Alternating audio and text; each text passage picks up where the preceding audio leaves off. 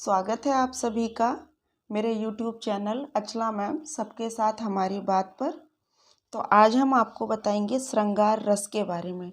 श्रृंगार रस की परिभाषा, इसके कितने भेद होते हैं और उन भेदों की भी परिभाषा और उदाहरण सहित हम आपको ये सब समझाएंगे। तो सबसे पहले आप देखिए श्रृंगार रस की परिभाषा।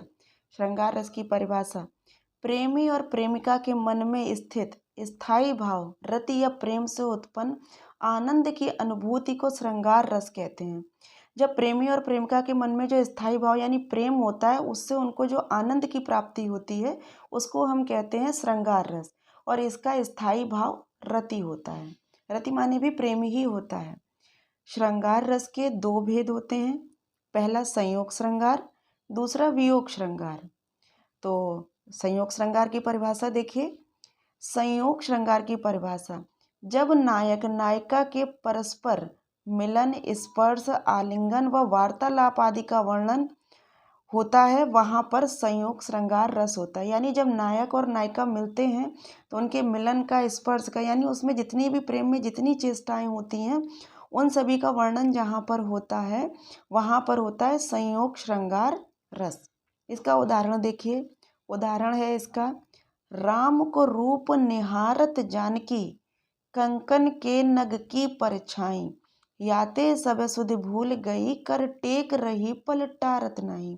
यह उस समय का वर्णन है जब सीता और राम का विवाह हो रहा था। तो जानकी यानी सीता जी राम के रूप को निहारती रह जाती हैं। किससे? कंगन के नग की परछाई। उन्होंने जो कंगन पहना हुआ है उसके नग में श्री राम जी की छवि दिखाई दे रही है, तो वो उसको देख रही हैं। याते सब सुध भूल गई, कर टेक रही पलटारक नहीं। और उनके सौंदर्य को देखकर वो सभी कुछ भूल जाती हैं और एकटक श्री राम जी को निहारती रह जाती हैं। तो यहाँ पर क्या है? परस्पर प्रेम है, इसलिए यहाँ पर संयोग श्रृंगार रस है। अब इसके बाद आते हैं दूसरा जो भेद था, वियोग श्रृंगार। वियोग श्रृंगार रस की परिभाषा: जहाँ नायक नायिका के बीच परस्पर प्रेम प्रबल हो,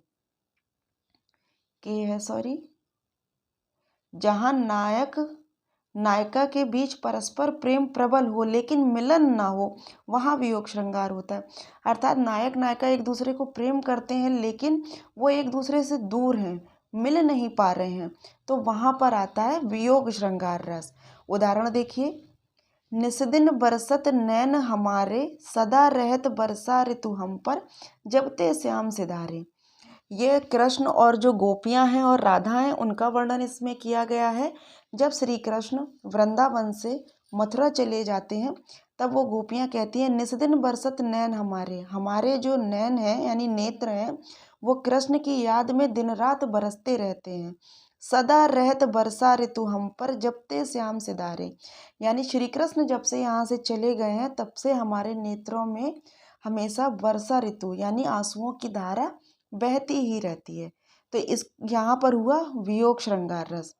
तो आप लोगों को समझ में आ गया हो गया संयोग श्रृंगार रस और वियोग श्रृंगार रस। ये श्रृंगार रस के दो भेद होते हैं और मैंने इनके उदाहरण भी आपको समझा दिए हैं। तो मुझे आशा है कि आप लोगों को ये बहुत अच्छे तरीके से समझ में आ गया होगा। अगर आपको समझ में आ गया है तो आप मेरे चैनल को सब्सक्राइब जरूर करें जिन्होंने नहीं किया है, और जिन्होंने कर लिया है वो लाइक कमेंट अवश्य करें। Thank you.